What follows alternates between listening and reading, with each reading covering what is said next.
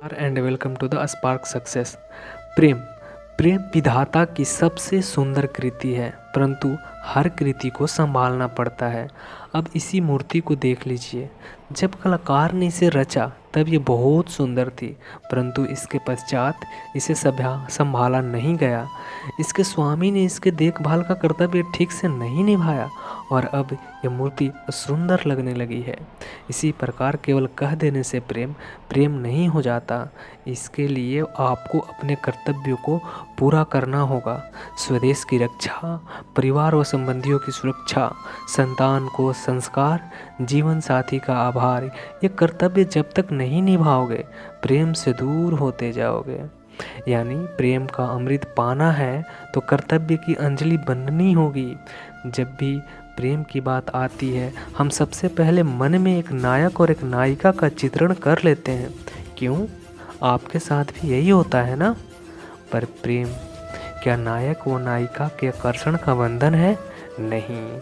प्रेम तो परिवार से हो सकता है, माता पिता भाई बहन से हो सकता है, सखा मित्रों से हो सकता है, देश और जन्मभूमि के लिए हो सकता है, मानवता के लिए हो सकता है, किसी कला के लिए हो सकता है, इस प्रकृति के लिए हो सकता है। प्रेम कभी उस पन्ने पर नहीं लिखा जा सकता जिस पे पहले से ही बहुत कुछ लिखा हो। जैसे एक भारी मटकी में और पानी आ ही नहीं सकता। यदि प्रेम को पाना है तो मन को खाली करना होगा, अपनी इच्छाएं, अपना सुख सब त्याग कर समर्पण करना होगा, अपने मन से व्यापार हटाना होगा, तभी प्यार मिलेगा।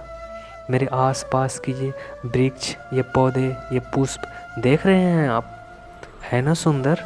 क्योंकि आपने इन्हें देखा है। इसी प्रकार जब प्रेम की बात आती है लोग किसी का मुख स्मरण कर लेते हैं। ऐसी आंखें, ऐसी मुस्कान, ऐसे घने केस, पर क्या यही प्रेम का अस्तित्व है? नहीं, ये उस शरीर का अस्तित्व है जिसे हमारी आंखों ने देखा और हमने स्वीकार कर लिया। परंतु प्रेम प्रेम भिन्न है। प्रेम उस वायु की भांति है जो हमें दिखाई नहीं देता, किंतु वह हमें जीवन देता है। संसार किसी स्त्री को गुरु कह सकता है क्योंकि वो उसे अपने तन की आंखों से देखता है, परंतु संतान उसी माता को संसार में सबसे सुंदर समझता है क्योंकि वो भाव से जुड़े हैं। तन की आंखों से देखोगे तो वैसे ही पहचान नहीं पाओगे जैसे राधा मुझे पहचान नहीं पाई। इसलिए प्रेम को यदि समझना है तो मन की आंखें खोलो। प्रेम संसार का सबसे पवित्र बंधन है, पर सच पूछो तो ये बंधन से मुक्ति है, स्वतंत्रता है। नहीं समझे? समझाता हूँ। यदि कोई आपका प्रेम ठुकरा दे, यदि कोई आपका प्रेम समझ ही नहीं पाए तो क्या होगा?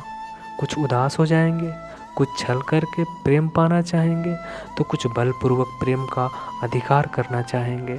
किंतु यह आवश्यक नहीं कि जिससे आप प्रेम करते हो उसे भी आपसे प्रेम हो, क्योंकि प्रेम कोई वस्तु नहीं है, न राज्य है, न धन जिसे आप बल से अपने बस में कर सकें।